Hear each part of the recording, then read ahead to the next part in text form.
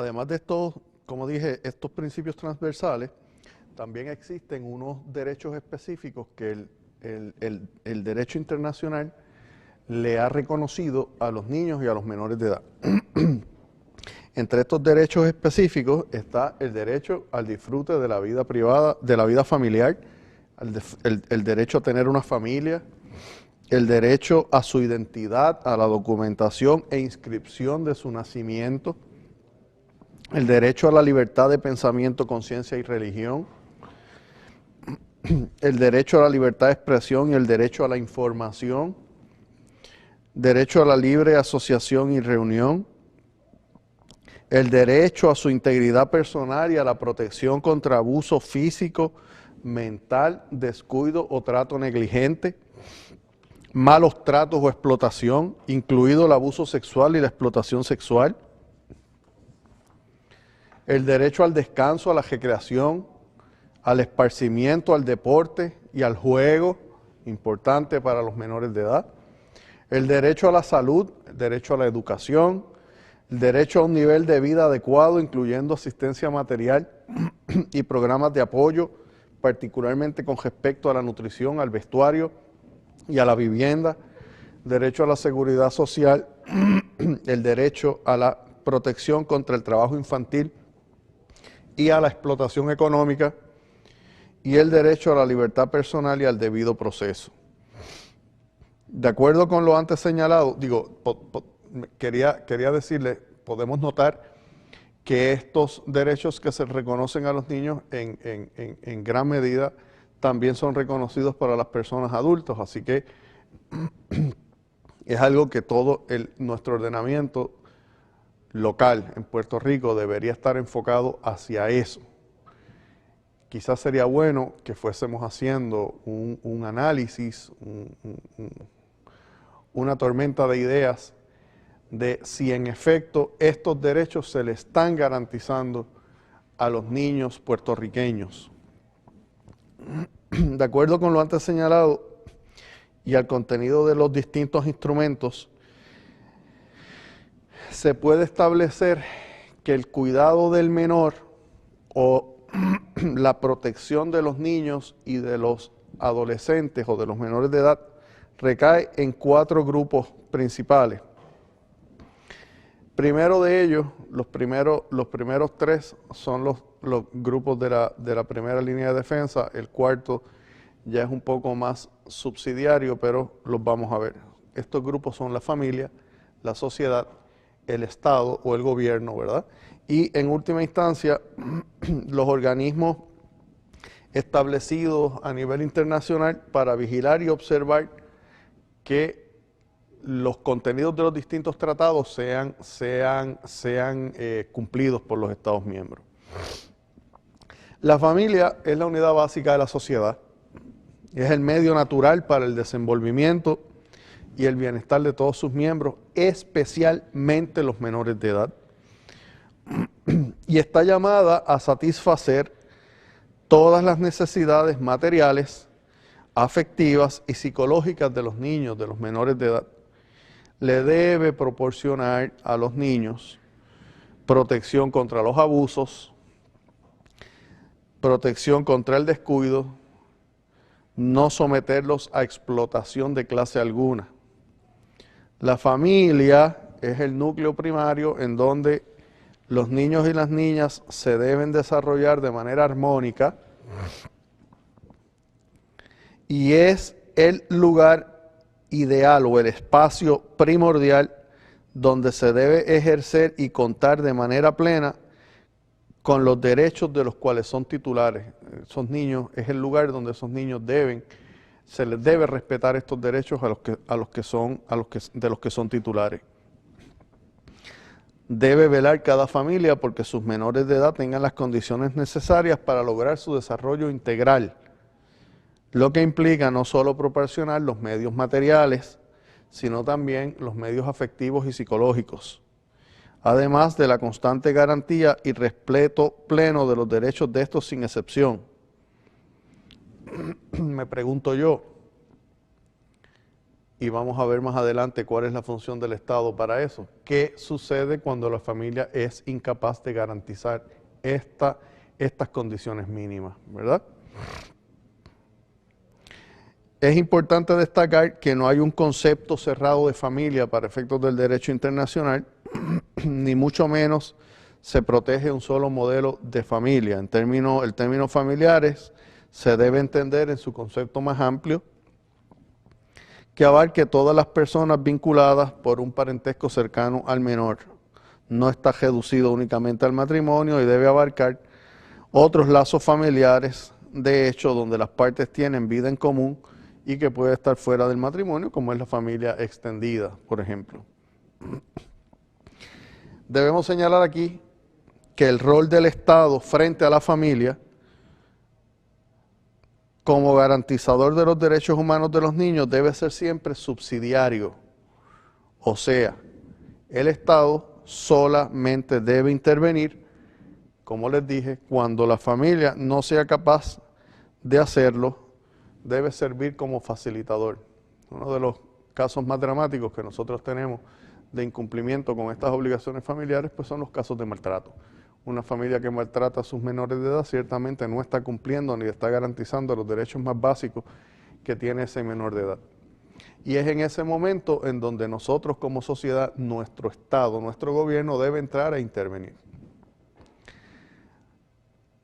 ¿Lo estamos haciendo de manera correcta? ¿Lo estamos haciendo de manera efectiva? Eso es algo que debemos evaluar. Ahorita vamos, en un ratito, voy a hablar un poquito más en profundidad de ese asunto. Respecto a la sociedad, como el entorno en el que se desarrollan las familias y el espacio de convivencia ampliado entre las personas, la sociedad tiene la obligación de ayudar a la familia a cuidar y proteger al niño y asegurar su bienestar físico y mental. La sociedad es el espacio de convivencia entre las personas que están en el entorno cercano del niño, pero que no son sus familiares. Y debe siempre la sociedad procurar el desarrollo de las máximas habilidades de todos sus menores de edad, de todos sus niños, y el garantizarle sus derechos. Estos derechos siempre deben ser el punto de referencia de toda sociedad.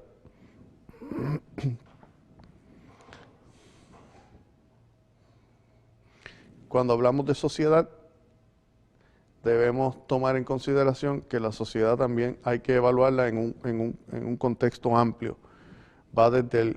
Podemos ver que la sociedad va desde las amistades de la familia, vecinos, las personas que habitan en la misma calle del menor, su urbanización, su pueblo, su estado, inclusive naciones que se extienden más allá de los límites estatales. Es un concepto amplio. Nosotros como sociedad, en el concepto más amplio, estamos obligados a asegurarnos de que todos los niños que forman parte de nuestro grupo, de nuestra sociedad, de nuestro entorno, esos niños se les garanticen al menos los derechos más básicos. Una forma bien sencilla de poder garantizar estos derechos es no hacerse de la vista larga ante las situaciones en donde a todas luces sabemos que se le está violentando algún derecho a un menor de edad, está siendo sometido a algún tipo de abuso, explotación, etc. No es un problema familiar interno, es un problema social y como tal lo tenemos que atender. Aquí uno de los principios fundamentales para esto es la empatía y el sentido de obligación y de urgencia. Y como vamos a ver, al Estado le corresponde viabilizar los mecanismos para que la sociedad pueda intervenir, para que la sociedad pueda actuar y pueda responsabilizarse. En cuanto al Estado como estructura jurídica, este está obligado a asegurar el respeto y las garantías de los derechos humanos de todo el mundo y está obligado de manera permanente a asegurarse o a velar porque la familia y la sociedad satisfagan los derechos de los niños y las niñas, además de ser coadyuvante y subsidiario principal de las obligaciones que no puedan ser cumplidas por la familia y la sociedad. Si la familia y la sociedad, por la razón que sea, están impedidos de garantizarle al menor de edad sus derechos básicos, pues le corresponde al Estado de manera subsidiaria hacerse cargo. No es el encargado principal, no debe ser el quien intervenga en primera instancia, pero sí debe estar vigilante para el momento en que sea necesario intervenir y también asegurarse de que a través de las políticas públicas que se establezcan, se garantice un ambiente en donde tanto la familia como la sociedad tengan suficientes recursos para poder cumplir con sus obligaciones. Los estados deben adoptar todas las medidas administrativas, legislativas y de otra índole para dar efectividad a los derechos de los niños y las niñas, asegurar al niño su protección y el cuidado que sean necesarios para su bienestar, teniendo en cuenta los derechos y deberes de sus padres, tutores u otras personas responsables de ellos ante la ley. El Estado está obligado no solo a establecer y a ejecutar las medidas de protección de los niños, sino también a fortalecer o asegurar el fortalecimiento y el desarrollo del entorno familiar del niño, de manera que esa familia sea capaz de cubrir y cumplir con sus obligaciones y asegurar el desarrollo del niño a la misma vez. El Estado debe ser entendido para estos efectos en su manifestación administrativa, ejecutiva, judicial y legislativa, todo lo que el concepto de gobierno, según lo conocemos, comprende. La eficaz y oportuna protección de los intereses del niño y de la familia debe brindarse con la intervención de instituciones debidamente calificadas para ello, que dispongan del personal adecuado, las instalaciones suficientes, los medios idóneos y experiencia probada para este género de tareas. En fin, no se basta con que se trate de organismos jurisdiccionales o administrativos, tienen que tener todos los recursos necesarios para salvaguardar el mejor interés del niño. Y ahora yo me pregunto, ¿lo estamos haciendo en Puerto Rico? ¿Lo estamos consiguiendo? Esa es nuestra realidad. Uno de los puntos que me interesa puntualizar, resaltar en este momento o en esta etapa es la real o aparente incapacidad administrativa que presentan los directivos de nuestro sistema de educación pública. Con un presupuesto billonario probablemente mayor que el presupuesto general de algunos países vecinos aquí en la cuenca del Caribe, se está logrando la meta de educar a los niños para su éxito futuro. Y vamos a olvidarnos un poco de la falacia del binomio educación público-privada. Nos estamos asegurando como pueblo que la educación que se ofrece en este país es la educación que necesitan nuestros niños, que es lo más eficiente, que le estamos garantizando el futuro a esta generación que se levanta, bien sea la educación en el sistema público como en el sistema de enseñanza privado. Esas son preguntas que todos tenemos que tener, que todos nos tenemos que cuestionar, porque al final del día se trata de un asunto de derechos humanos, se trata de un asunto de los derechos de ese menor, se trata de un asunto de nuestra responsabilidad como pueblo. Entonces, ¿hacia dónde estamos enfocando los recursos? Que sabemos que son limitados, pero ¿cómo los estamos enfocando? Los niños puertorriqueños que tienen alguna condición especial o alguna discapacidad, ¿tienen alguna esperanza de superación en nuestro sistema? ¿Hacia dónde estamos dirigiendo las políticas públicas en esos términos? El asunto o los problemas con la educación especial en nuestro país son endémicos ya. En ocasiones hasta nos cansa escuchar la misma situación repetirse una y otra vez. Este es uno de los problemas que necesitan un reenfoque para asegurarle a esos menores de edad la posibilidad de superarse, la posibilidad de poder salir hacia adelante. Es la obligación que tenemos como sociedad, es la obligación que tenemos como pueblo, como Estado, y hacia eso debemos dirigir nuestros esfuerzos. Me parece a mí que otro problema que hay que atender con muchísima urgencia para asegurarnos de que nuestros niños y nuestro grupo vulnerable de los menores de edad sea atendido correctamente es el asunto del maltrato infantil, que lamentablemente en nuestro país alcanza niveles alarmantes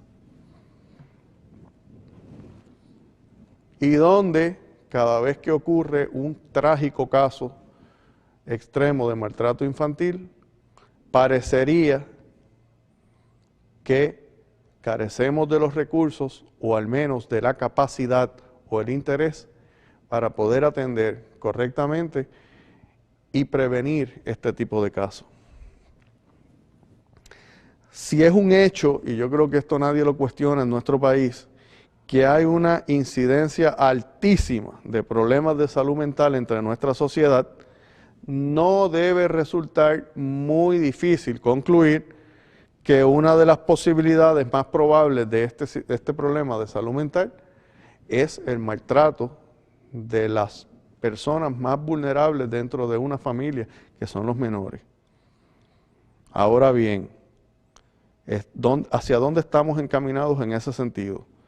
Las leyes, las políticas públicas del país están buscando atacar la raíz del problema en el caso de la salud mental y la fragmentación de las familias, o solamente estamos buscando el camino más fácil, que es penalizar la conducta.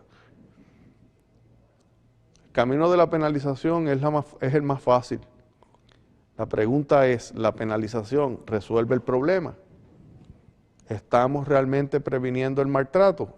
¿O se requiere que seamos un poco más proactivos para garantizarle a esos niños un nivel mínimo de vida, un nivel mínimo de garantía de sus derechos? Y aquí ya estamos hablando de su integridad física y emocional, tal vez lo menos que debemos tratar de asegurarle a un menor de edad. Por otro lado, ¿hacia dónde van nuestros esfuerzos para intentar revertir el problema de pobreza crónica en la que viven tantos puertorriqueños? Los niños son parte de estas familias pobres. En la mayoría de los casos, familias monoparentales con una mujer como jefa de familia, así que vemos que allí hay una plurivulnerabilidad y como les dije anteriormente, eso provoca que las consecuencias aumenten de manera exponencial. Les menciono esto porque lamentablemente sabemos que las mujeres también son un grupo vulnerable, lo que agrava ciertamente los problemas de estos menores. Estamos trabajando para garantizarle a esos menores un nivel óptimo de vida, como vamos a ver más adelante. Las políticas que estamos estableciendo de desarrollo económico, realmente estamos tratando de promover empleos que aseguren que los padres y las familias puedan tener unos niveles óptimos de vida, o estamos tratando de promover el subempleo. O si no estamos tratando de promover el subempleo, nuestras políticas no es eso lo que están consiguiendo. Debemos preguntarnos, debemos tenerlo presente, porque va más allá de política y de decisiones de política pública. Son asuntos de derechos humanos, de derechos básicos que tienen estos menores.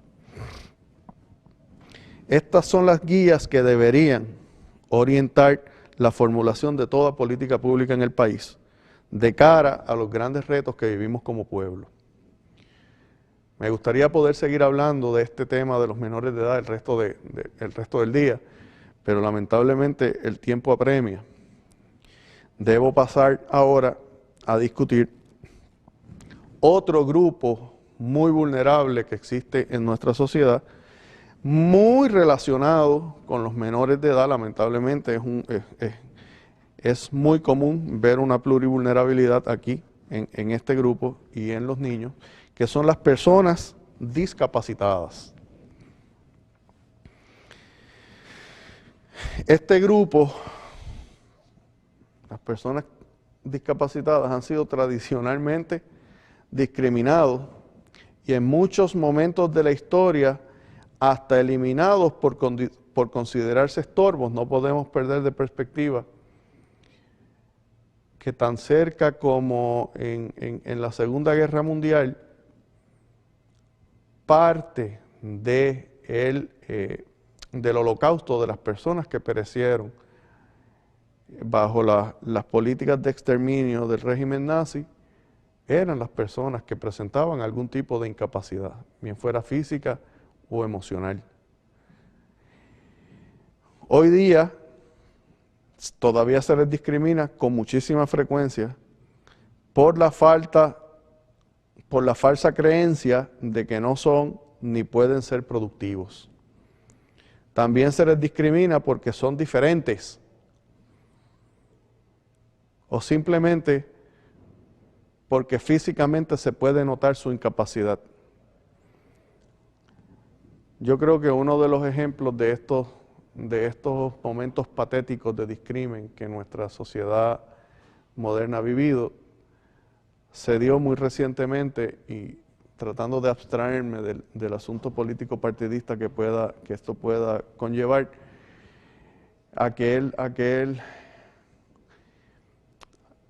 aquella situación ¿verdad?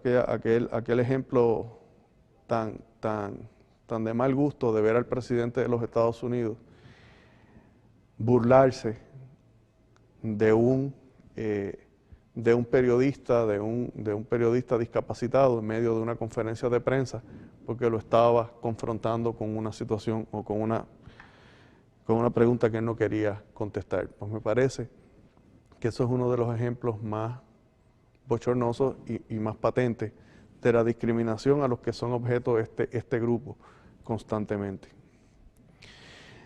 Afortunadamente, recientemente ha surgido una nueva conciencia y trato hacia esta población. Se les ha comenzado a reconocer, falta todavía mucho camino por andar, pero se les ha comenzado a reconocer su capacidad productiva, y su causa se ha visto como una de asuntos de derechos humanos. En fin, se ha comenzado a reconocer la dignidad que tienen y se han tomado pasos hacia la reivindicación de la misma. Aunque el sentido común nos indique con aparente facilidad de determinar quiénes son personas con discapacidad, esto es un error básico que cometemos a diario y que tiene consecuencias que pueden ser nefastas y que deben, por supuesto, ser indicadas.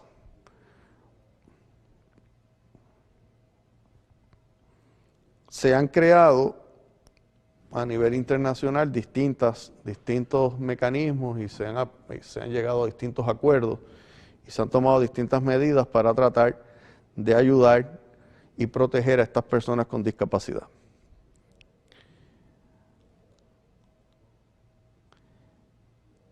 Para identificarlas no es fácil, como les dije, y la definición no es tan obvia como parecería. Si hacemos una identificación demasiado restrictiva de lo que es una persona con discapacidad, podemos dejar fuera del ámbito de protección a personas que necesitarían tener acceso a estas protecciones que para ellos pueden ser muy valiosas. Por otro lado, si hacemos una identificación o una definición demasiado amplia, demasiado elástica, también se puede entonces diluir la ayuda y dejar fuera a personas que dentro del grupo vulnerable de los discapacitados necesiten ayuda y, por definirlos muy ampliamente, diluirle la ayuda que necesitan.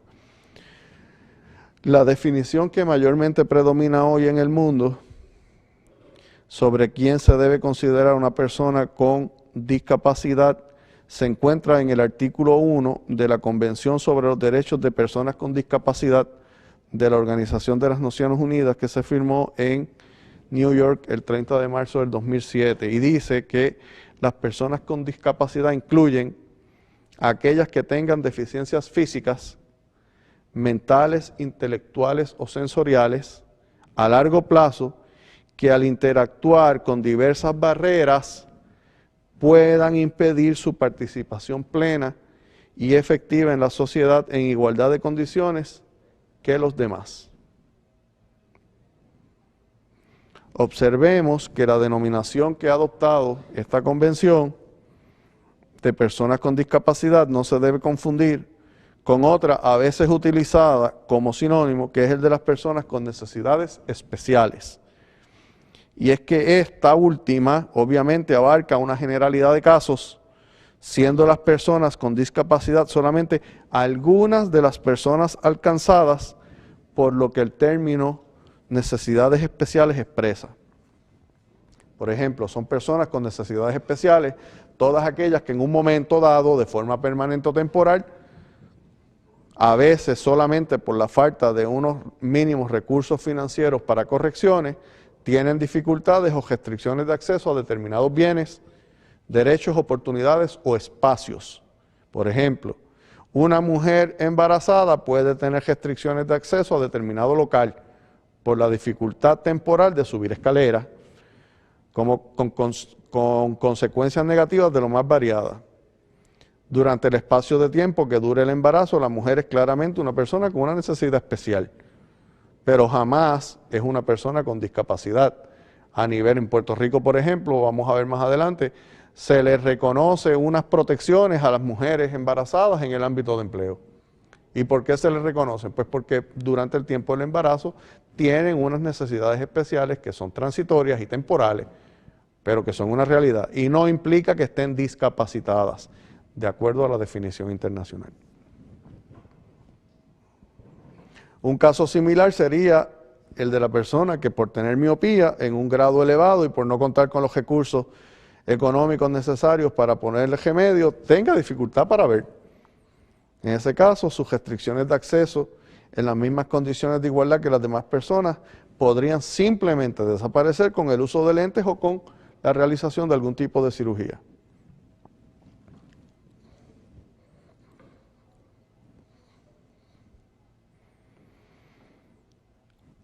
Es importante saber que la definición internacional, es conveniente resaltar que a pesar de poder incluir a una amplia gama de personas superando legislaciones demasiado restrictivas, este concepto se construye a partir de un elemento que se debe tener en cuenta y que recibe el nombre de la deficiencia a largo plazo. Esto elimina los impedimentos temporales, de corta o de media duración, y a partir de discapacidades que sean de naturaleza física, mental, intelectual o sensorial. En la definición es bien importante ver también la importancia que se le da al término de las barreras, que pueden ir más allá de las barreras arquitectónicas que todos conocemos y todos podemos identificar.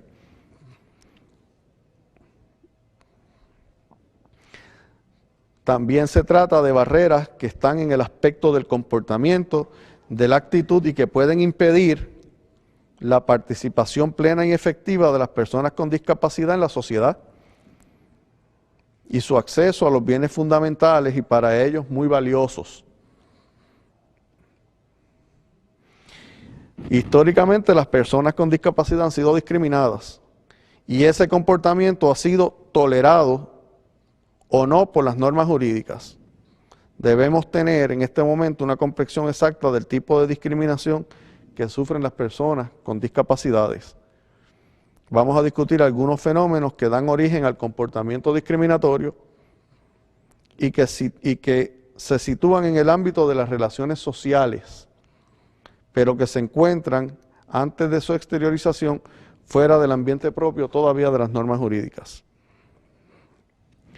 Tenemos que hablar entonces, para discutir este fenómeno del que le hablo, de los conceptos de estigma, estereotipo y prejuicio. El estigma hace alusión a una marca real, física o relacionada con el comportamiento, que produce que las personas perciban negativamente al otro, lo que puede producir su rechazo o exclusión, Como les dije, estos conceptos van más allá de las normas jurídicas. Estamos hablando ya de las relaciones sociales, del fuero interno de las personas. En el caso de las personas con discapacidad pueden ser estigmatizadas. Cuando son estigmatizadas, lo normal es que sea en la función de lo que se denomina como abominaciones del cuerpo por algunos estudiosos, como Goffman, por ejemplo. Ya el estereotipo, a diferencia del estigma, consiste en imputar determinadas características a los integrantes de grupos específicos, de forma que pasen a ser analizados de modo negativo. En este caso no es relevante que la característica sea real o no, sino que lo que importa es la capacidad de producir una evaluación negativa.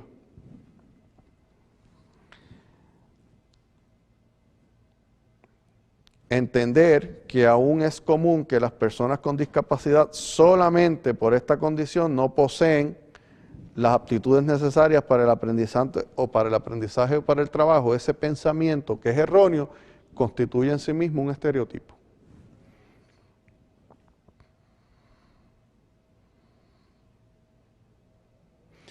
¿Por qué es un estereotipo? Bueno, porque eso es una forma de pensar, a pesar de que estas personas con discapacidad pueden, en la mayoría de los casos, desempeñarse de manera muy eficiente, bien sea en sus tareas educativas, bien sea en sus tareas en el trabajo. Por último, el prejuicio, que es el tercer fenómeno psicológico del que estamos hablando, y que contribuye a la discriminación.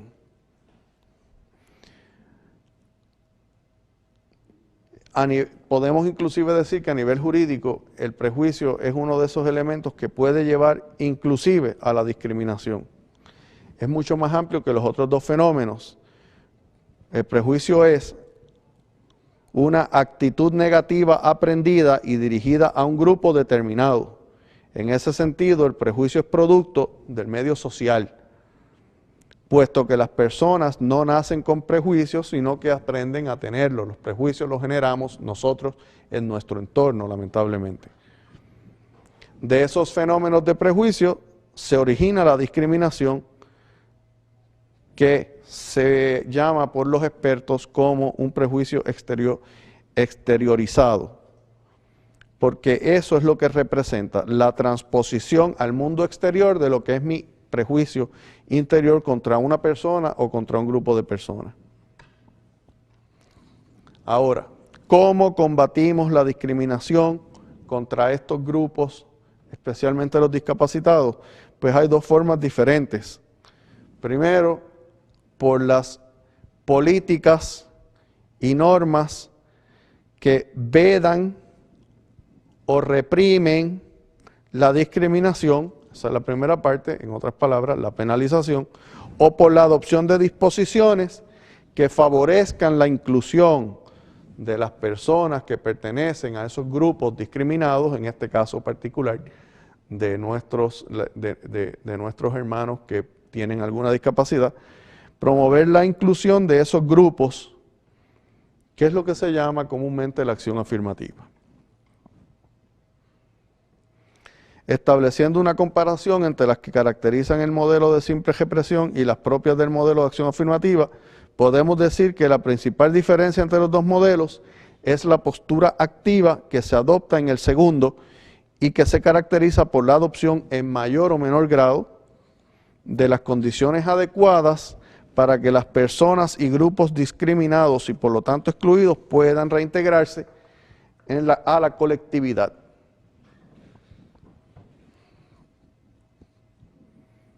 Esto se encuentra en contraposición con la postura de que el Estado frente a los actos discriminatorios se limite a caracterizarlos como ilícitos sin tomar ninguna otra medida para la naturalización de estos actos que no sea esa. El quedarnos en el mero aspecto punitivo no necesariamente va a resolver el problema. Las personas con discapacidad, para las personas con discapacidad, más que reprimir la conducta discriminatoria o discriminar positivamente para que puedan disfrutar de los recursos a disposición, es necesario ofrecerles el libre acceso a los diversos espacios donde puedan usar esos recursos. La primera idea que viene a la mente es la de accesibilidad, o en este caso específico, el acceso de las personas con discapacidad a los diversos espacios que caracterizan la vida en sociedad, y esta accesibilidad no es solamente accesibilidad física, estamos hablando de accesibilidad también en el ámbito emocional, legal, que puedan formar parte integral de estos espacios.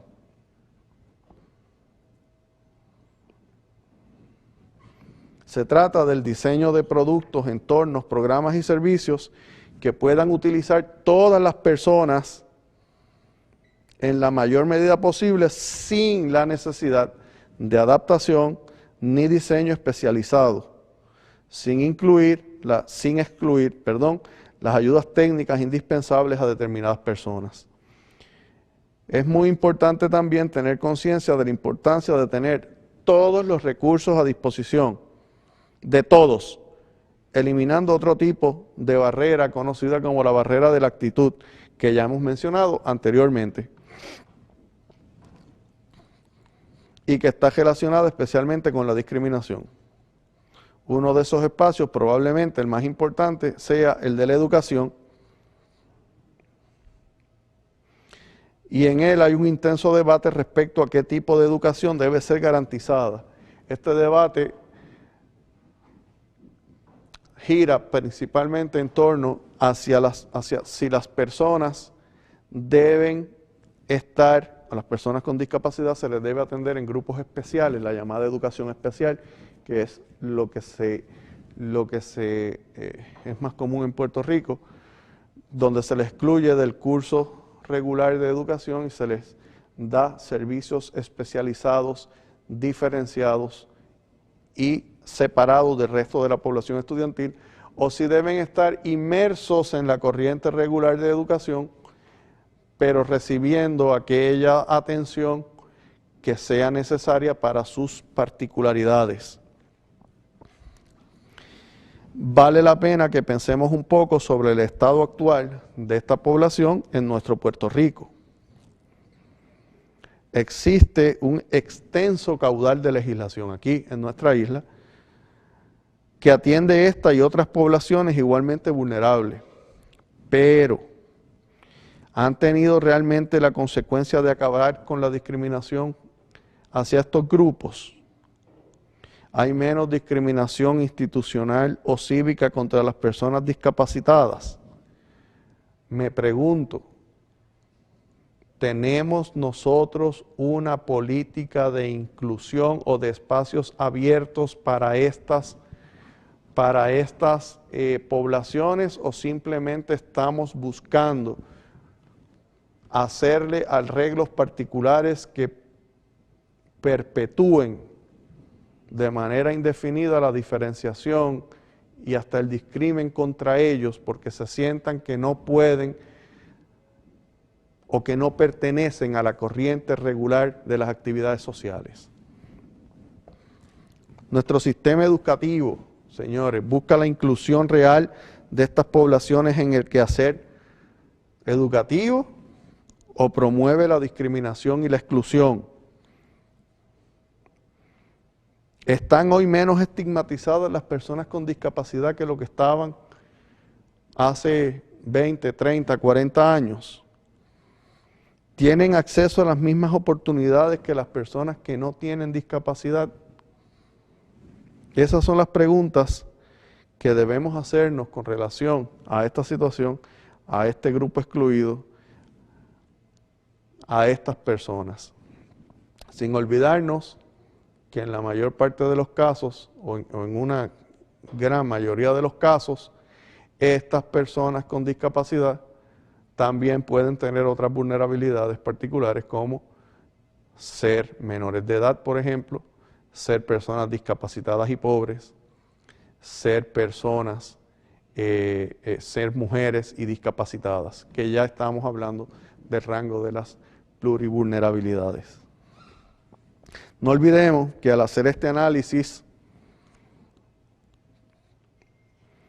Este tema de la discapacidad representa en muchos casos el problema extendido de la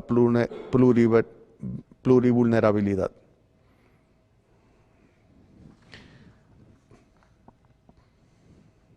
Tenemos la capacidad nosotros de identificarnos y comprender y ayudar a estas poblaciones. Caemos en el conformismo y en la justificación de la vulnerabilidad.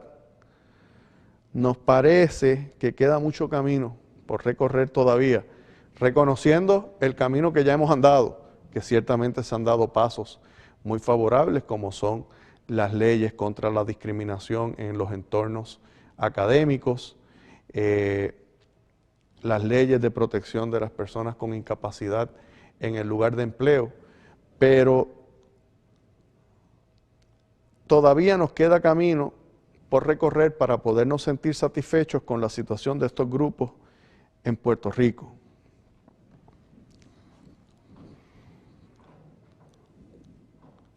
Estos grupos de incapacitados, ¿hasta qué punto nuestra sociedad y nuestro sistema tiene la capacidad de atenderlos en los momentos en que más necesitan? ¿Qué tipo de acceso tienen al sistema educativo, a servicios médicos especializados, a servicios o medidas recreativas, sin olvidar hasta qué punto su seguridad alimentaria está garantizada? Todas estas son situaciones que es necesario que las tomemos en cuenta, que las pensemos, que las analicemos, porque es necesario atenderlas si queremos que estos hermanos y hermanas puertorriqueños que tienen y padecen este tipo de vulnerabilidad puedan superarla y puedan realmente superarse y tener una vida digna, independiente y autónoma, que debe ser al final del camino nuestra principal meta.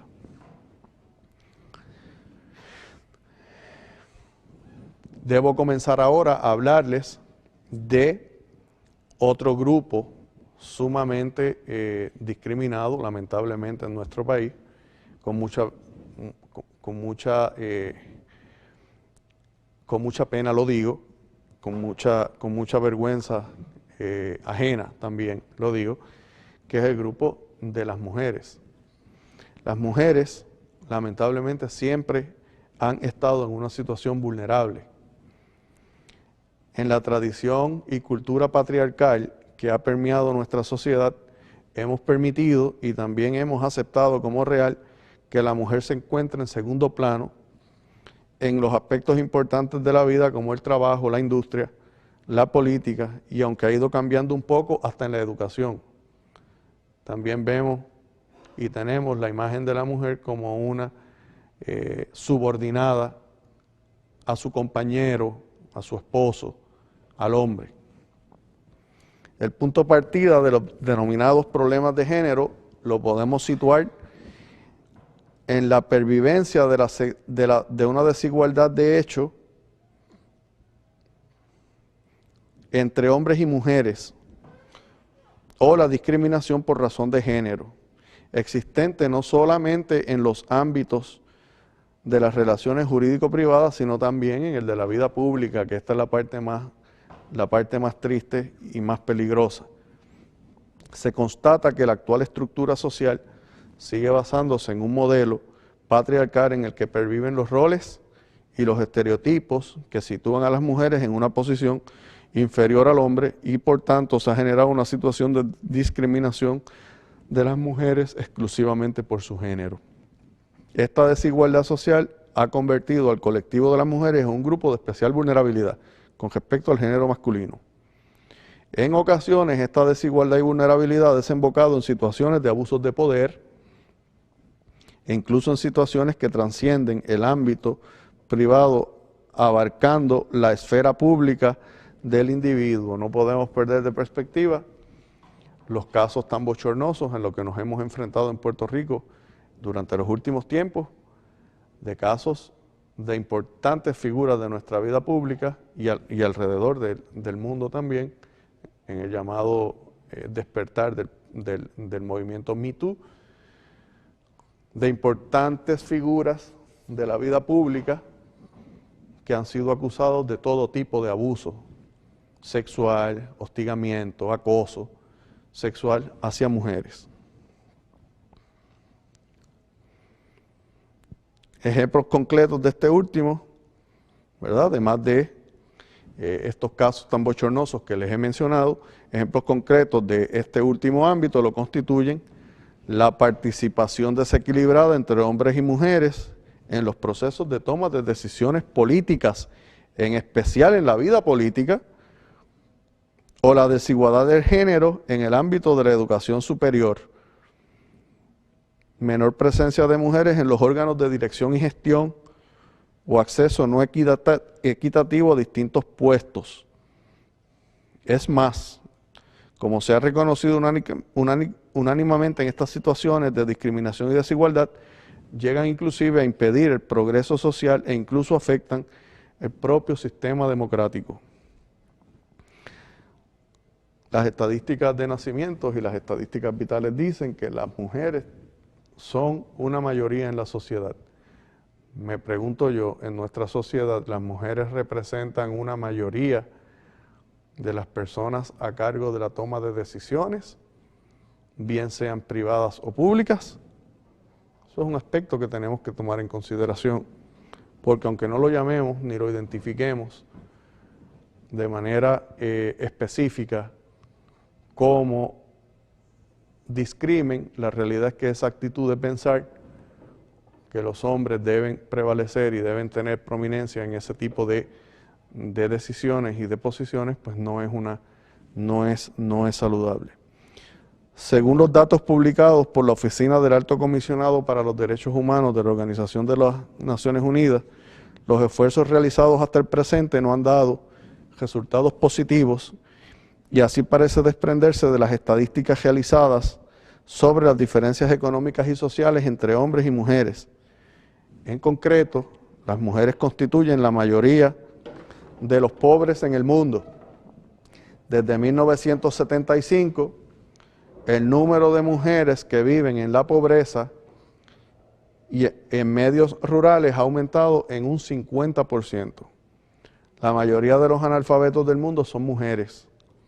Esa cifra pasó de 543 millones a 597 millones entre 1970 y 1985. En Asia y en África las mujeres trabajan por semana 13 horas más que los hombres y en la mayoría de los casos no son remuneradas. En todo el mundo las mujeres ganan entre un 30 y un 40% menos que los hombres por el mismo trabajo, y vamos a ver ahorita unas estadísticas en Puerto Rico que son sorprendentes con relación a este asunto. En todo el mundo las mujeres ocupan entre 10 y 20% de los puestos directivos y administrativos y menos del 20% de los puestos de trabajo en la industria. Entre los jefes de Estado del mundo, las mujeres representan, y estas son estadísticas del 2014, ¿verdad? Las mujeres representan menos del 5%. Los quehaceres domésticos y los trabajos en la familia no remunerados de la mujer, si se contabilizaran en cada país como rendimiento productivo nacional, aumentarían la producción mundial de un 25 a un 30%. Esta realidad social en la que la desigualdad real ha brillado por su ausencia, en la que la igualdad real ha brillado por su ausencia, se ha visto propiciada por la ausencia de una cultura jurídica sobre los derechos humanos de las mujeres. De ahí la necesidad de fomentar el estudio y el análisis jurídico de los problemas que derivan de la misma, sobre todo teniendo presente que en algunos estados todavía prevalecen normas que establecen una discriminación jurídica y económica contra la mujer. Por ejemplo, y aunque eso en Puerto Rico lo superamos en nuestro ordenamiento jurídico con la reforma parcial que se hizo al Código Civil en el año 76, estamos hablando de la incapacidad de administrar bienes sin permiso del marido, la imposibilidad de adquirir bienes propios durante el matrimonio, etc. Pero debemos tener en nuestra mente de que a pesar de que lo superamos, no fue hasta el año 1976, relativamente reciente, que superamos esa situación en nuestro ordenamiento jurídico. Asimismo, resulta imprescindible examinar qué medidas se han implementado con el objeto de acabar con las situaciones discriminatorias asociadas al género contra la mujer y que tiendan a hacer efectiva la igualdad entre mujeres y hombres, y cuál ha sido su resultado. La comunidad internacional y los estados individuales en los últimos años han ido tomando conciencia de esta situación,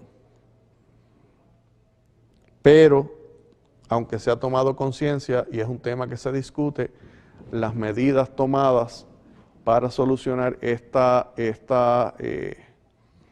inequidad entre hombres y mujeres no ha sido la más efectiva. Todavía hay un retraso en la incorporación de la perspectiva de género en el derecho internacional de los derechos humanos, ha dificultado el logro de una igualdad. Todo este retraso ha retrasado el logro de una verdadera igualdad efectiva entre hombres y mujeres. Y aunque aparece recogido este concepto de igualdad en todos los tratados y documentos internacionales, en la realidad parece que está todavía un poco lejos.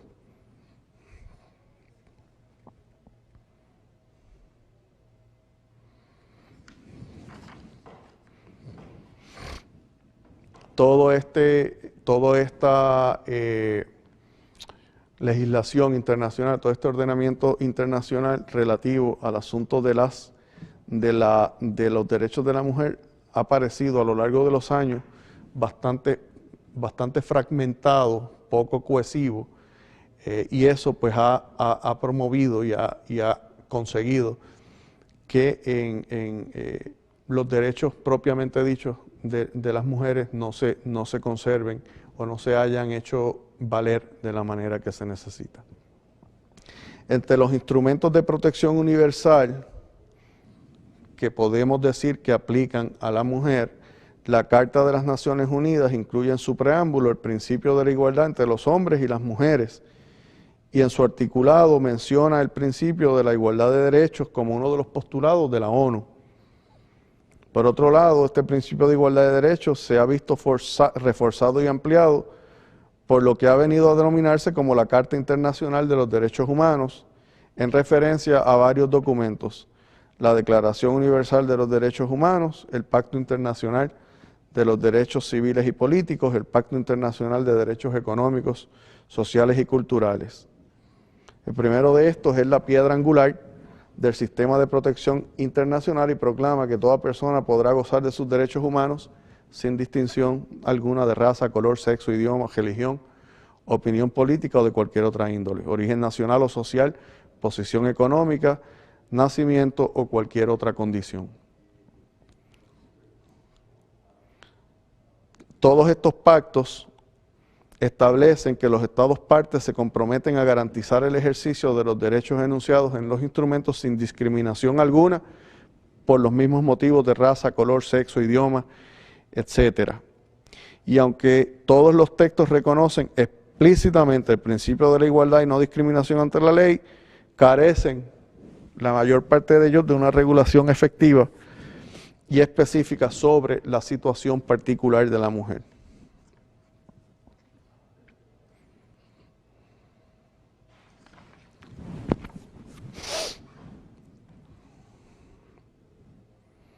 En el año 79, la Asamblea General de las Naciones Unidas aprobó la Convención sobre la eliminación de toda forma de discriminación contra la mujer. Este tratado, en vigor desde el 1981 y de que forman parte 187 estados, es el fruto de todos los esfuerzos e impulsos que lo precedieron en la lucha por la igualdad real, y en concreto fue impulsado por la Conferencia Mundial de las Naciones Unidas sobre la mujer, que tuvo lugar en México en el año 75, en Copenhague en el 1980 y en Nairobi en el 85. Especial mención merece la primera de estas conferencias que se celebró en Ciudad de México, en la medida en que en la misma se puso de manifiesto la necesidad de crear la convención. El acuerdo generalizado al considerar este instrumento jurídico como un hito en la lucha contra las normas y prácticas discriminatorias, en la medida en que constituye un notable impulso a las iniciativas sobre la perspectiva de género a nivel internacional. Todos estos instrumentos, en todos estos instrumentos se busca a nivel, con todos estos instrumentos, convenciones, pactos y legislación internacional, se busca en efecto terminar con algunas de las peores formas de discriminación, como las basadas en la raza. También buscan promover la plena igualdad entre hombres y mujeres en un mundo que se basa en la equidad y en la justicia. De esa perspectiva es importante reseñar que pese a tratarse de un texto que constituye en un avance en la lucha contra la discriminación, no es un instrumento de reconocimiento de nuevos derechos humanos, sino de la promoción de los ya existentes a este momento. Podemos ver de manera burda cómo el asunto de la discriminación contra la mujer, que la convierte en un grupo vulnerable, no es un asunto de falta de derechos o de no reconocimiento de los derechos, sino de falta de voluntad para implementar estas políticas públicas. Y quizás sea bueno que nos preguntemos en dónde estamos nosotros como sociedad en ese sentido. Si tenemos suficientes protecciones, si reconocemos suficientes derechos a las mujeres en nuestro sistema, o si de lo que se trata es de un problema de excesiva legislación y falta de voluntad. La discriminación, como les dije, es una forma de vulneración de los derechos humanos. No solo se viola el principio de la igualdad de los derechos, sino también el de la dignidad humana, en la medida en que se pone a la mujer en una situación de vulnerabilidad de diferentes ámbitos, como es la vida social, económica, cultural, política, y que lógicamente impide o limita el pleno desarrollo de la persona humana en la persona de la mujer. Esta vulnerabilidad ciertamente se intensifica en situaciones de pobreza en las que la mujer puede tener o tiene un menor acceso a los bienes, alimentos o servicios, etc. Como les mencioné, hay unos derechos específicos que los acuerdos internacionales de protección para la mujer reconocen. Entre estos están los derechos políticos, los derechos civiles, el derecho a la nacionalidad, a que no se le niegue la nacionalidad a nadie, el derecho a una educación comprensiva, el derecho a la salud, todo tipo de derecho y protección laboral, derechos y protecciones económicas y sociales. En el ámbito de protección de los derechos incluidos para luchar contra la discriminación abarca no solamente, este ámbito de acción no solamente reconoce y abarca derechos de protección en la vida pública, sino también aquellos que están centrados en la esfera privada. En este sentido, algunas disposiciones incluyen además la necesidad de abordar los cambios socioculturales tendentes a eliminar los patrones que han alimentado los estereotipos que han discriminado tradicionalmente a las mujeres, un problema de fondo de educación. Precisamente estos patrones que han atribuido a la mujer un papel tradicional en el ámbito doméstico es uno de los factores que ha llevado a incorporar referencias sustantivas sobre la educación familiar. Los tratados internacionales atribuyen una importancia especial a la participación de la mujer en la vida política y pública, tanto a nivel nacional como internacional, específicamente el derecho al sufragio y el derecho a ocupar posiciones de liderato gubernamentales y en todas las posiciones de liderato a nivel social.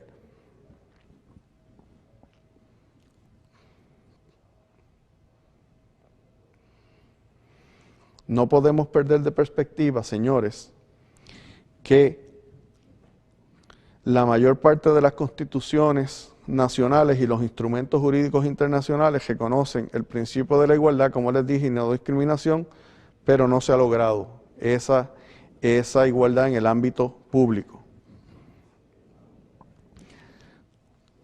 Aunque todos estos pactos internacionales insisten y hacen el llamado a que los Estados miembros tomen medidas proactivas en sus sistemas de derecho para proteger a la mujer en todos sus ámbitos, la realidad es que esa tarea todavía le falta mucho por hacer. Estos tratados, como también obligan a los estados a finalizar cualquier forma de discriminación independiente que tenga lugar en la esfera privada o pública, bien sea directa o indirecta. Y también deben tomar los estados, y esto debemos tomar nota, las medidas apropiadas para modificar los patrones socioculturales de conducta de hombres y mujeres con miras a alcanzar la eliminación de los prejuicios y las prácticas consuetudinarias y de cualquier otra índole que estén basados en la idea de la inferioridad o superioridad de cualquiera de los sexos en funciones estereotipadas de hombres y mujeres. En otras palabras, esta obligación estatal se traduce en una obligación para los poderes públicos y los operadores jurídicos, y muy especialmente para los jueces nacionales, quien deben reconocer la existencia de estos instrumentos internacionales de protección de los derechos humanos. A continuación les voy a hacer una pequeña narración de los distintos, ¿verdad?, instrumentos jurídicos internacionales de protección de la mujer que existen. Más adelante, en esta presentación, vamos a ver algunas de las leyes que en Puerto Rico existen para la protección de la mujer. Instrumentos de protección universal de las Naciones Unidas. Entre estos están la Carta de las Naciones Unidas, la Declaración de los Derechos Humanos, la Convención para la Eliminación de todas las formas de discriminación racial, el Pacto Internacional de Derechos Civiles y Políticos, el Pacto Internacional de Derechos Económicos, Sociales y Culturales y la Conferencia Mundial sobre los Derechos Humanos. Ya en instrumentos específicos de protección de los derechos de la mujer está la Convención sobre los Derechos Políticos de la Mujer del 52, la Convención sobre la Nacionalidad de la Mujer Casada del 57, la Convención sobre el Consentimiento para el Matrimonio, la edad mínima para contraer matrimonio y registros de matrimonio del 62, la Convención sobre el Consentimiento para el Matrimonio del 65, la Declaración sobre la Protección de la Mujer y el Niño en estados de emergencia en conflictos bélicos del 74 y posteriormente la Conferencia Mundial de la Mujer en el 75, así también la Segunda Conferencia Mundial de las Mujeres en el 80, la de Nairobi en el 85 y la Cuarta Conferencia Mundial sobre las Mujeres de las Naciones Unidas que se celebró en Pekín en el 95. En nuestro país, en Puerto Rico, ya aterrizando aquí en nuestro país, las mujeres son un grupo igualmente vulnerable que en cualquier otro país del mundo. Uno de los principales problemas que vivimos hoy, y añado que no estamos atendiendo adecuadamente, es el de la violencia intrafamiliar, mayormente la violencia machista.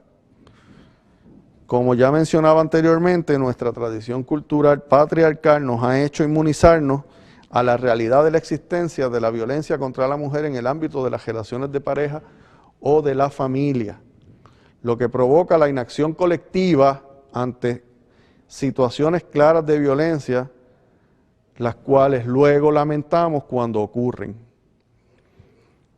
Pero esta insensibilidad no es exclusiva del ámbito privado, también nuestras instituciones necesitan concientizarse del problema para actuar de manera proactiva y no reactiva. La ola de violencia contra la mujer en nuestro país es bastante extrema, lleva ya varios años, sin que se hayan tomado verdaderas medidas proactivas para atender la raíz del problema, más allá de la consecuente reacción mediática para calmar la opinión pública. A nuestro parecer, esto representa una clara violación al deber gubernamental de velar porque ese grupo vulnerable le sean respetados sus derechos y se le garantice su dignidad humana. Esto sin contar los innumerables casos de violencia contra niñas y adolescentes, bien sea física, bien sea sexual o emocional. Otra manifestación de violencia contra la mujer que estamos experimentando es el asunto, como ya mencioné ahorita, del hostigamiento sexual en el empleo y en otras instancias. Eso no es un fenómeno exclusivo de Puerto Rico, pero lo estamos viviendo. En estos casos, más allá de escandalizarnos, nos adormecen y hasta se convierten en material de farándula en muchos casos, sin que se examinen las verdaderas raíces del problema y se tomen medidas para resolverlo más allá del aspecto punitivo. Y como he mencionado ya en varias ocasiones en esta presentación, es un problema de educación y de actitudes las que tenemos que cambiar. Más allá de penalizar, tenemos que empezar a cambiar nuestra forma de pensar y ver cómo podemos dirigir nuestros esfuerzos colectivos hacia la erradicación de estos pensamientos, de estos prejuicios que nos llevan a este patrón de violencia. Igualmente preocupante es la realidad de las desigualdades laborales de la mujer en nuestro país. Si bien es cierto que las féminas son una mayoría en nuestra fuerza laboral, algunas estadísticas parecieran confirmar que la desigualdad en nuestro sistema laboral en Puerto Rico hacia la mujer sigue los mismos patrones o es muy parecido a lo que ocurre en el resto del mundo. Les voy a citar un estudio que realizaron en Puerto Rico unos economistas, específicamente el doctor José Caraballo Cueto y la doctora Eileen Segarra. Esto es un estudio del año 2018. Y dice el parte de prensa: de acuerdo con el estudio, la diferencia salarial entre hombres y mujeres en Puerto Rico, no solo los hombres ganan más, sino que hay una mayor brecha en cómo el mercado laboral trata a las mujeres, aun cuando cuentan con mejores calificaciones que los hombres. De igual forma, existe mayor discriminación en términos de salario, del salario que devengan las féminas en profesiones donde han logrado ocupar el campo por mayoría. No obstante, el mercado laboral le paga más al hombre por el mismo trabajo que hace una fémina, concluyó el estudio al que estamos haciendo cita. El mercado laboral discrimina contra las mujeres, hay disparidad a favor de los hombres, se incrementa más a mayores niveles de distribución de ingresos. Las mujeres con hijos tienen doble barrera. Si eres una mujer y con hijos, pues estás en una peor posición en el campo laboral. Los datos demuestran que la diferencia salarial entre trabajadores de distintos géneros aumenta en la medida en que la mujer genera mayores ingresos. Hay mayor brecha en términos de salario entre hombres, entre trabajadores con hijos. Entre trabajadores sin hijos existe discriminación, pero en menor proporción. La mayor brecha salarial entre hombres y mujeres se da en el sector privado, concluyó el estudio. Para hacer este estudio, los economistas utilizaron una base de datos del Censo Federal del año 2000 y una encuesta sobre la comunidad. El estudio también concluye que a mayor cantidad de ingresos se discrimina porque a medida que las mujeres mejoran sus cualificaciones se intensifica el llamado fenómeno de techo de cristal, que se refiere a que a las mujeres se les hace más difícil avanzar en la distribución de ingresos. Las mujeres ciertamente han logrado un avance en su estatus salarial en comparación con el año 2000 porque han aumentado su nivel académico y otras áreas. Pese a ello, los ingresos no corresponden con el nivel de sus cualificaciones. Los economistas concluyen haciendo unas recomendaciones de que se apruebe legislación que promueva la equidad del salario, extender la licencia de enfermedad para ambos padres, etcétera. Vamos a ver en un rato que hay bastante legislación en el país sobre estos términos y sobre estos asuntos. Como he dicho, yo creo que la pregunta no debe ser si hace falta más leyes, es si tenemos la voluntad para hacerlas cumplir y si tenemos la voluntad para conseguir que en efecto esta brecha y esta discriminación termine. A toda esta discusión debemos añadir también la falta de apoyo gubernamental a las madres trabajadoras, principalmente si tomamos en consideración que muchas de las mujeres que están en el campo laboral son madres, jefas de familia en familias monoparentales.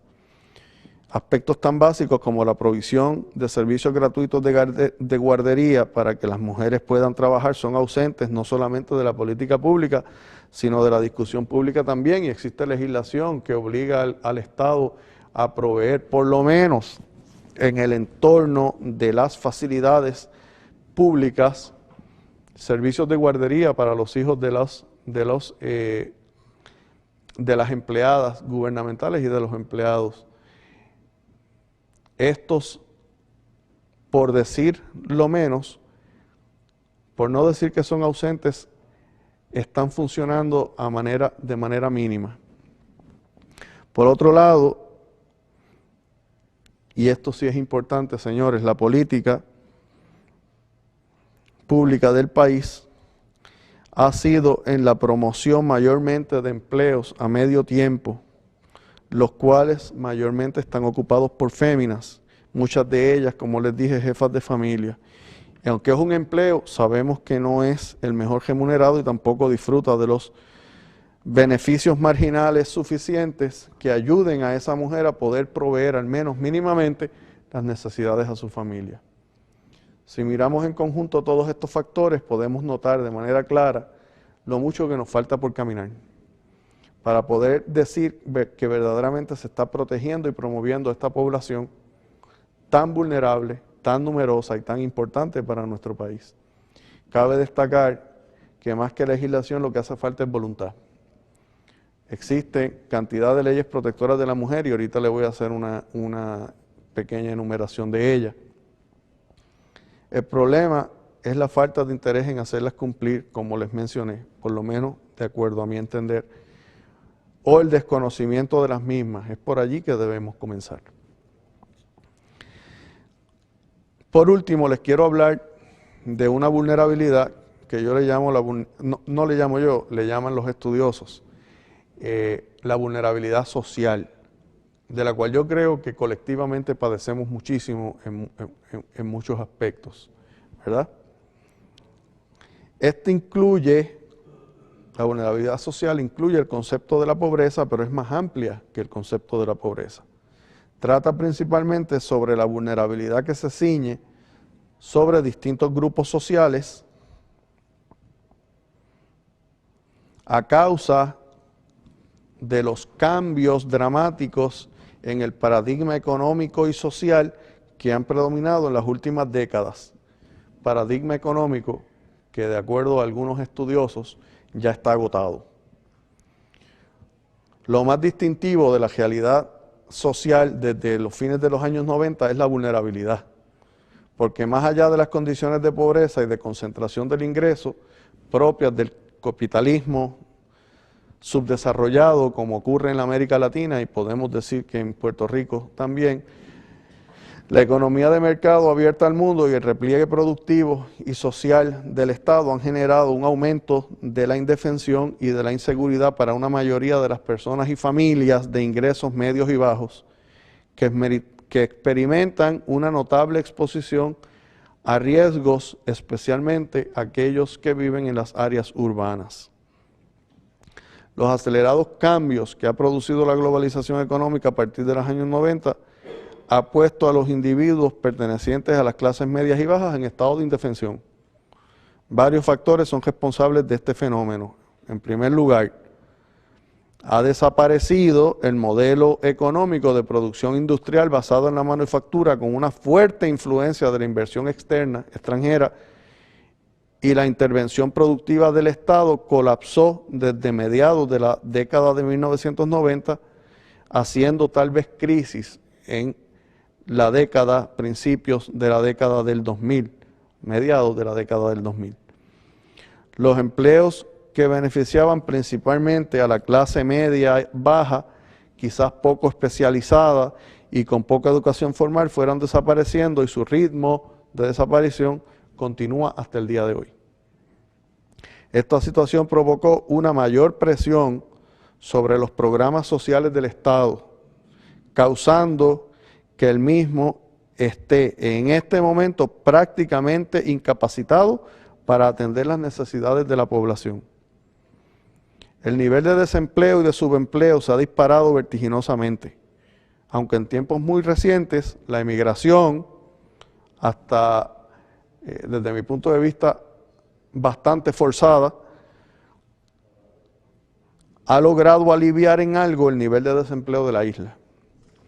A esta realidad hay que añadir que también es una consecuencia de la misma realidad de cambios en el paradigma económico, el aumento de la deuda pública que causó el colapso de las finanzas públicas del país a partir del año 2015, con la consecuente imposición de un régimen de autoridad que amarra aún más al Estado para poder atender y neutralizar los efectos de estos fenómenos sobre aquellas poblaciones que más las necesitan. Esta política de austeridad ha ido de la mano de las llamadas reformas laborales, reformas a los sistemas de pensiones, reducción de protecciones sociales a los empleados del sector público y privado, todo esto con el efecto de exacerbar la vulnerabilidad de nuestra sociedad. Los grandes desaciertos de la respuesta gubernamental en el manejo de los efectos de la crisis provocada por el huracán María y los recientes eventos sísmicos en el suroeste de nuestra isla son evidencia de la amplia vulnerabilidad social que vive nuestro país. Vale la pena destacar en ese sentido que nuestra realidad no es muy distinta de la del resto de Latinoamérica.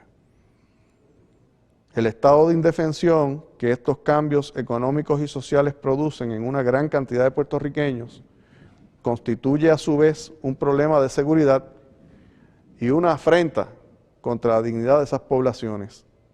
Las mismas, en muchas ocasiones, como ya mencioné, se ven forzadas a la emigración para poder lidiar con su situación de vulnerabilidad, con todo lo que ello implica, tanto para esas familias como para toda la sociedad desde el punto de vista económico y emocional. Ante esta situación, la solución no puede ser quedarnos en estado catatónico ni mantenernos culpando pasadas administraciones o agentes extranjeros. Es responsabilidad del Estado y de todos nosotros como sociedad actuar.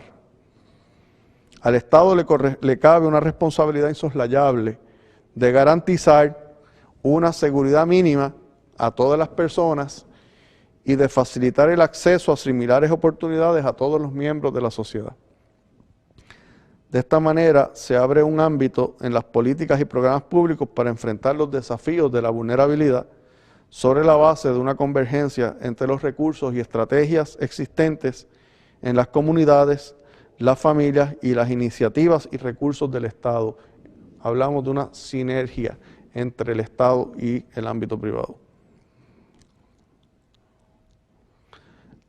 La nueva realidad social, con el aumento de la vulnerabilidad y la persistencia de la pobreza en un marco macroeconómico de restricciones fiscales, hace más difícil la política social, pero al mismo tiempo la convierte en prioritaria. En primer lugar, enfrentar la vulnerabilidad y reducir la pobreza no puede descansar, y escuchen esto, de manera exclusiva en las políticas asistencialistas. Las políticas asistencialistas y los programas de asistencia son necesarios, pero no resolverán por sí solos el problema. Aun asumiendo que una política asistencialista es extremadamente eficiente, siempre va a estar limitada por las condiciones que le imponen el crecimiento económico, la política económica. Más aún si nuestra política asistencialista depende de programas y fondos que no aprobamos nosotros ni tampoco podemos controlar por las razones que sean, y no intereso en este caso entrar en consideraciones político-partidistas. Es el deber del Estado usar la sinergia entre la política económica y la política social asistencialista para minimizar la tendencia estructural al desempleo y a la informalidad, recurso al que acuden muchísimas familias para poder paliar la situación del déficit estructural de empleos que existe en el país. Utilizando, entre otras, la promoción del autoempleo formal y el empresarismo. También es necesario reenfocar la política social de manera que asegure a todos los miembros de la sociedad, o a la mayor cantidad de ellos que sea posible, unos beneficios mínimos de subsistencia que permitan compensar las desigualdades de origen derivadas del patrimonio y de los ingresos. En otras palabras, hay que minimizar la desigualdad económica y social. También debe valorarse la búsqueda de la eficiencia política y social de sus programas. Esto se logra mediante una buena administración con suficientes controles internos que eviten el despilfarro y la corrupción. También se deben buscar la forma de combinar recursos fiscales públicos con los recursos y las capacidades, iniciativas y estrategias que tienen a la disposición las personas para hacer frente a la pobreza y a la vulnerabilidad social. Por último, resulta indispensable una apropiada institucionalidad en el sector público que coloque en condiciones de igualdad la política económica y la social. Es importante poner las prioridades de la administración pública en aquellos elementos que servirán para reducir la vulnerabilidad social de nuestro pueblo, asegurando así el mayor bienestar para la sociedad. Necesitamos revisitar el asunto del tema de la deuda y la austeridad para poder poner los escasos recursos donde mayor impacto tengan en la promoción de nuestros grupos más vulnerables. Después de todo, señores, no es un asunto de política económica, sino un asunto de derechos humanos. En unas estadísticas recientes del negociado del censo, surge que el 50% o más de la población en 36 municipios de Puerto Rico están bajo los niveles de pobreza. Eso, señores, es muy preocupante para nuestra sociedad. Por último, ya para despedirme, quiero hacer una pequeña enumeración, o quiero traer a su atención, que este asunto de las protecciones de las poblaciones vulnerables, ya en Puerto Rico hay bastante legislación al respecto. Lo que hace falta es que la conozcamos y la pongamos en funciones y nos cuestionemos si estamos o no estamos cumpliendo con las disposiciones de nuestra legislación, especialmente de nuestra Constitución. Nuestra Constitución determina que la dignidad del ser humano es inviolable y que todos los hombres somos iguales ante la ley. Prohíbe el discrimen por razón de color, sexo, nacimiento, condición social, origen o ideas políticas o religiosas. Todas las personas tienen el derecho al pleno desarrollo de su personalidad y al fortalecimiento y respeto de los derechos y de las libertades fundamentales. Se garantiza el derecho a la educación. Se garantiza en Puerto Rico el derecho al empleo. No un derecho a toda persona a tener un empleo, sino el derecho a escoger el empleo y a poder renunciar al mismo. Se garantizan toda una serie de protecciones a nuestros empleados en la propia Constitución, que incluye desde el derecho a la huelga, la reglamentación de los días y el horario de trabajo, entre otros. La pregunta es, ¿estas disposiciones constitucionales las estamos cumpliendo o las estamos obviando en el proceso de toma de decisiones y de gobernanza? Por último, existe cantidad de leyes protectoras de la mujer. Hay leyes para las madres obreras. Existen leyes que garantizan y prohíben el discrimen contra la mujer, incluyendo el discrimen por razón de salarios, el discrimen por sexo en el empleo, todo tipo de discrimen por sexo que incluye el discrimen por salarios. Se prohíbe, señores, el hostigamiento sexual en el área de empleo, tanto público como privado. La violencia doméstica tiene una ley que reglamenta todo lo que tiene que ver con la violencia doméstica. Y aún así, no hemos podido detener la crisis de violencia contra la mujer que existe. Me parece, y ya con esto termino mi presentación, que todos nos debemos preguntar, ¿es un problema de legislación o realmente lo que nuestro país necesita es educación en cuanto a los derechos y las obligaciones que a cada uno de nosotros nos cobijan y cómo las debemos proteger? Con esto termino mi presentación del día de hoy. Les agradezco profundamente su atención y me despido. Muchas gracias.